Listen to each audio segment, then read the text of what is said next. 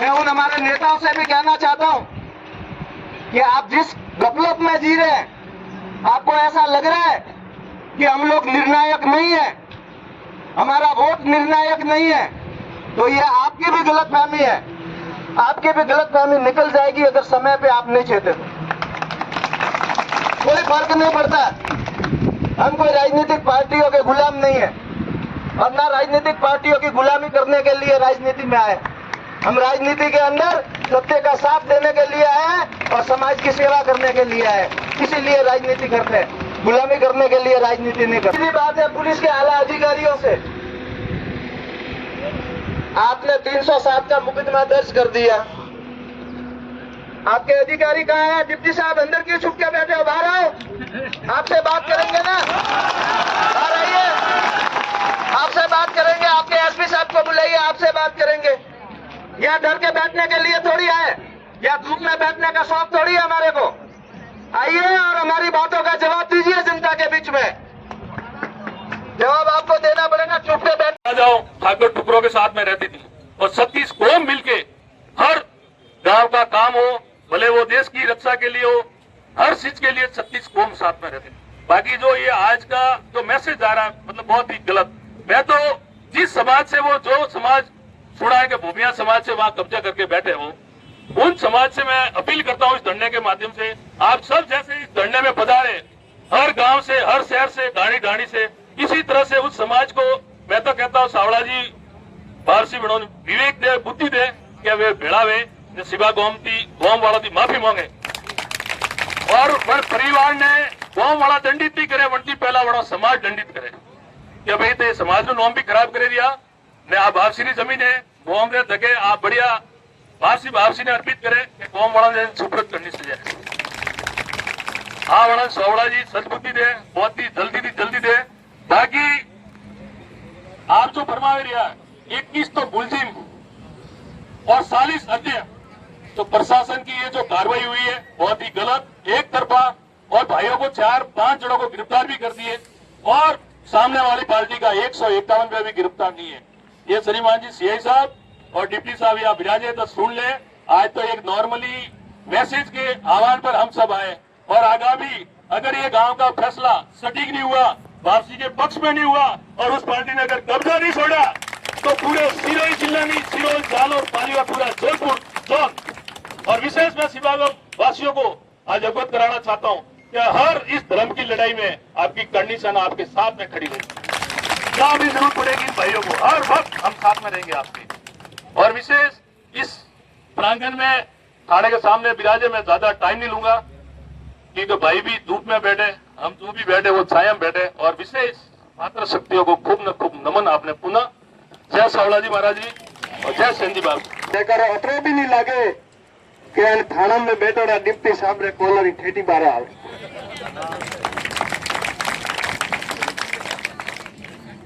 सावड़ा जी महाराज हमें डिप्टी साहब ने धापड़ी है कि मैंने बारा आया है तारे हाथी जब भगवान संकट में ना हो बीमारी ने छोलो ओढ़न तो दे तो भगवान बीमारी दूर नहीं करे। लेकिन आप सब जना गलत जो कृत्य वो है शिवा गोमरे में संविधान बनियो लोकतंत्र हमने रक्षा करवारो कौन करनो है भाई, जनता रो कौन तो लोकतंत्र और संविधान री पालना करवारो कौन है, अन्य सम्मान करवारो कौन है जनता रो, और अन्य रक्षा और अन्य पारित और अन्य सही रंग की लड़वारो कौन अगर है तो प्रशासन और पुलिस वाला रो है और एसपीएल वकील तो होते का करिए। और एक बात में आपने पूछनी सो मारे कोई तारी वारी नहीं की कोई जरूरत नहीं, वो एक ही बात कह रही हो कि माथाफोड़ी हुई, एक तरफा कार्रवाई हुई, 151 में लेने आवे एक दफा अन्य मतलब हज में जाओ, भले कोई वो भाई डिप्टी साहब वो चाहे कोई वो पुलिस प्रशासन का सीआई साहब वो भले हेड साहब वो, एक बात तो करने में केवारी जरूरत नहीं, सीधी हजम में आती रही, या तो आदमी पीओपी दबिया नहीं या मुझे कोई न कोई नेता रो पूछे हाथ नहीं। वो आपने अतरूज के लिए साहब अपने सीआई साहब वो चाहे डिप्टी साहब मंच में आवे नतरी बात की कि आपने टूटे तकलीफ को हाथ करने ने कौन जवाब दे रही है नाम दे उन्हें काबू फाड़वार को नहीं करेंगे।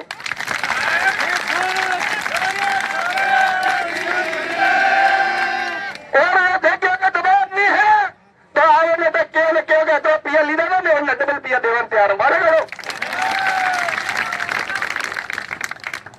आप अगर गलत करोगे तो जनता आपके खिलाफ बोलेगी, क्योंकि जनता अब लोकतंत्र और संविधान आपको ये वर्दी इसलिए देता है कि जनता की रक्षा करनी है। आपको जनता के अंदर भेद करके एक और दूसरे के पक्ष में फेर बदल के आप अन्यायपूर्ण नीति के साथ मुकदमे नहीं कर सकते। हम पुलिस का सम्मान करते हैं। कई बार हमने देखा है लाखों की संख्या में 2 पुलिस वाले खड़े रहते हैं और उनके भरोसे हम जिंदा रहते हैं। हम उनके भरोसे हम अपने आप को खुश सुख महसूस करते हैं, मजबूत महसूस करते हैं, क्योंकि ये आप और हम तो बराबर हैं।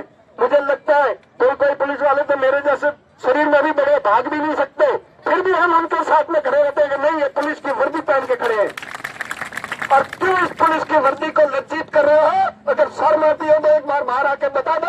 हमारे पूरे इस नेता का दबाव है और नेता का दबाव नहीं है तो पैसे बोल दो, हम इकट्ठा कर देंगे।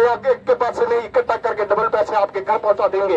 अगर नहीं चाहिए तो खाता नंबर दे देना, अकाउंट में भेज देंगे आपको।